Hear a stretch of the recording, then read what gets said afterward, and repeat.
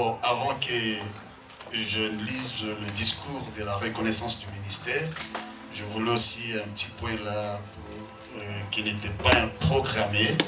Et si notre frère qui avait gardé les frères Sorgé chez lui, c'est à Paris, hein? À Paris. Alors s'il peut dire un mot, si vous pouvez le permettre, ça sera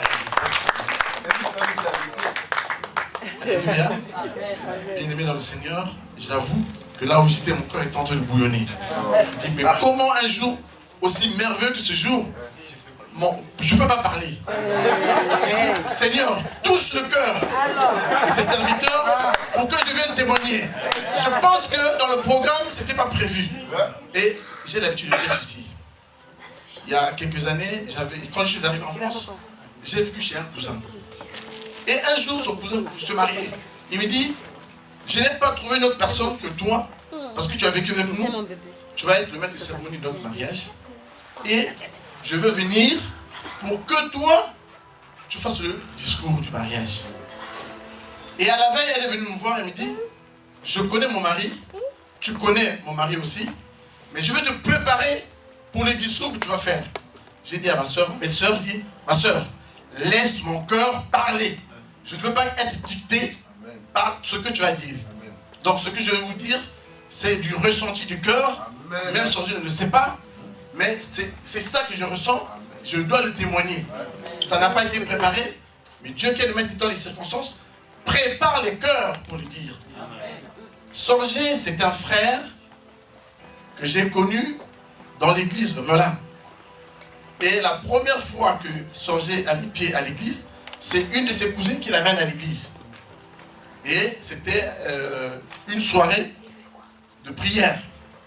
Il arrive, il se fait distinguer par l'instrument. Et finalement, la prière de la soirée a été totalement transformée. Et on s'est dit, oh, ça, c'est une pépite. On ne peut pas laisser partir. Et lui, il ne savait pas. Dans le coucou, j'ai proposé au pasteur Serge. Il dit, ça là, on le veut dans l'église. Voilà. Comment faire? Sorgé est en province, nous on est à Paris. J'ai demandé au pasteur, on a mis une stratégie en place pour payer le billet à Sorgé et venir tous les dimanches pour jouer l'instrument. Donc il y a un coup qu'il fallait supporter. Et après ça, j'ai demandé à Sorgé, que je suivais beaucoup pendant son parcours scolaire, finalement par rapport à ce qu'il faisait, la formation donc, sur la vidéo et tout, est-ce qu'il n'y avait pas une possibilité de venir s'établir dans Paris? Ah tiens, pas François, ça tombe bien, c'est comme ça qu'il m'appelle. Je vais venir à Paris pour faire un stage pratique. Je dis au pasteur, ça là, je veux chez moi à la maison. Vous allez comprendre pourquoi. Ah ouais. Ma femme est chantre. Et lui, il joue aussi un instrument. Donc je me suis dit, la meilleure façon de propulser ma femme ici, également dans le chant, ça sera la présence de Sorgé.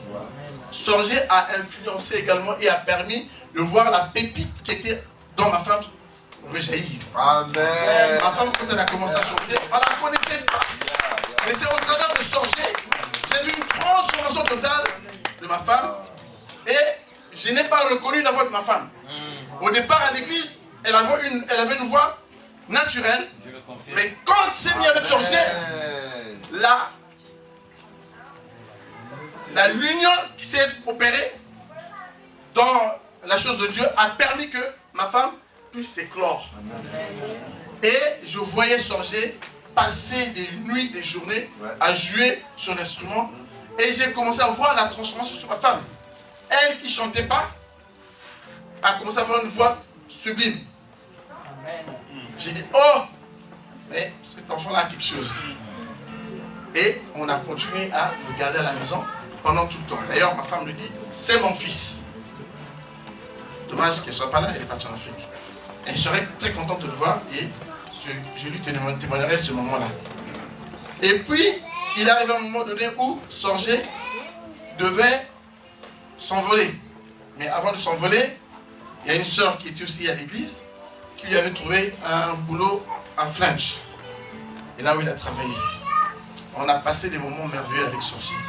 Et dans les déplacements qu'on faisait dans les églises, Sorgé, au travers de l'instrument, se faisait distinguer.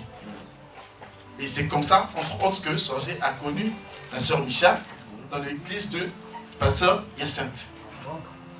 Je vous apprends beaucoup de choses. Hein. Et Sorgé, quand il est venu à l'église, dans l'humilité, je le confirme, il a révolutionné la chorale. Amen. Au point où les enfants qui ne savaient pas chanter ont commencé à chanter de façon spectaculaire. Amen. Et chemin faisant, un jour, il y a eu 3 églises qui sont réunies pour faire une journée d'adoration. Il y avait l'église de Melun, là où on était avec Sorgé. Il y avait l'église de Gagny, là où était la sœur Micha. Et puis il y avait l'église de la Courneuve. Hein? Bien. Nous, on se disait, on est une jeune chorale, ça va être difficile. Là, il y a une compétition. Et je voyais l'enfant du pasteur, avant d'arriver à la salle, elle était en train de trembler. Ah, il y aura beaucoup de gens, comment je vais chanter? On était une chorale pas équipée. On a dû prendre les t-shirts avec des marqueurs pour écrire le nom de l'église. Vous voyez bien, quand on regarde par les yeux naturels, on va dire que c'est de l'amateurisme.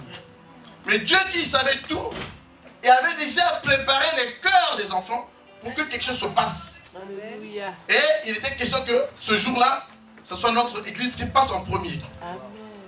Dès qu'ils sont passés, il y a eu, Sorgé a mis de la mélodie qui a révolutionné tout le monde, au point où ma femme et tous les chanteurs qui étaient là, vraiment tout le monde était dans les mois et c'était une grande joie. En fait, Sorgé a mis la barre tellement haute que nous qui se disaient petite église, on s'est retrouvés avec des grandes églises qui avaient de l'expérience. Et en passant, il y avait une chanteuse aussi qui était là, Maman Lomandé, je crois que c'est ma mémoire bonne, avec son mari qui est pasteur. Les enfants devaient être complexés par la qualité de cette femme-là chante, qui a même sorti des CD. Mais quand Sorgé est passé avec son groupe, ils ont mis la balle tellement haute que tout le monde était content. Mais la pépite, c'est que à la fin, non, quand ils ont fini, c'est le frère Jessie qui était en train de conduire, je me rappelle très bien, ce jour-là. Je vois un pasteur qui vient me voir à côté, me dire « Ah, mais votre église, ils ont tellement bien chanté. Mais nous, on est disqualifiés d'avance. Ça va être difficile. » Et à cette époque-là, Michel était dans notre église. Donc nous, on a mis la barre tellement haute que les Michel, quand ils sont arrivés, ils ont eu du mal à chanter. Je l'avoue. Avec le frère Jessie qui était là. Mais la meilleure, c'est que Maman Lomandé, l'autre église, c'est la 3e église, je crois. Elles arrivent, elle en tant que professionnelle, voulait agir dans la chair. Attention mes frères, il faut faire l'œuvre de Dieu selon la conduite du Saint-Esprit. Quand je dis la chair, c'est dit qu'elle a voulu faire des comparaisons. Mais ce sont des petits. Moi, je suis ancienne. Je connais. Je dois chanter plus que eux.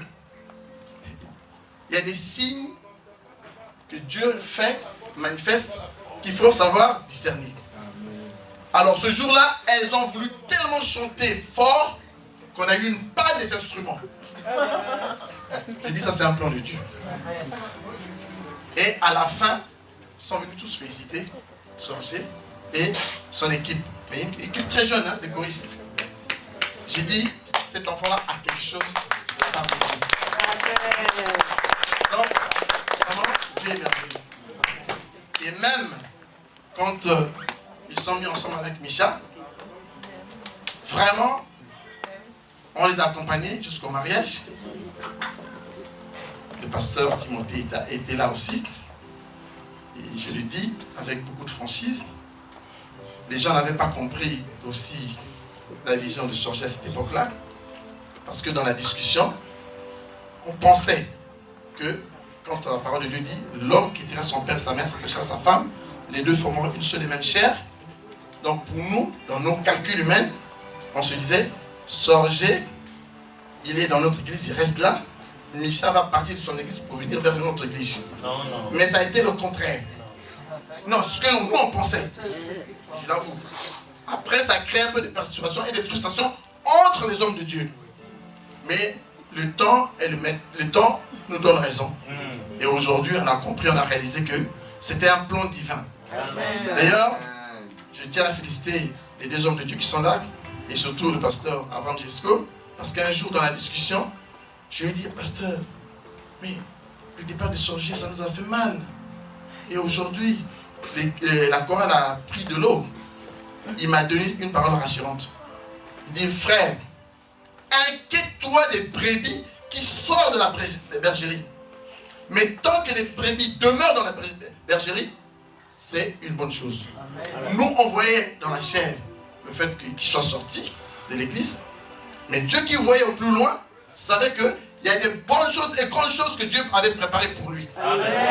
Et aujourd'hui, si on est venu ici, c'est parce qu'un jour, il a écouté la parole de Dieu, il a fait le bon choix et il est sorti.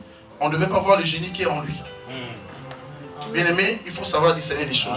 Amen. Quoique la chair puisse souffrir, et c'est d'ailleurs vrai, une femme pour accoucher, il faut qu'il y ait des douleurs d'enfantement. Quoique ça puisse faire mal, mais à un moment donné, il y a un temps de se ressaisir et de dire, oui, j'ai vu, j'ai compris, je viens encourager. Voilà le but de ma présence aussi, Sorgé, pour venir t'encourager, nous encourager, et lui dire que c'est le bon chemin, continue, fais le bien, tel que tu sais le faire. Je sais aussi que, par expérience, il y a eu des moments où parfois tu boudais, quand les choses n'étaient pas claires, il faut le dire. Quand les choses ne sont pas claires, Sorgé, ce n'est pas un béni oui. Il va dire, ça, je ne veux pas. J'aime cette qualité de personnes qui ont une franchise. Or, le monde est actuellement entouré d'hypocrites qui sont des bénis oui. Au fond de leur cœur, ils n'acceptent pas la chose. Mais Sorgé a ce courage-là, cette force de dire, ça, je ne veux pas et je ne ferai pas. Que Dieu nous bénisse.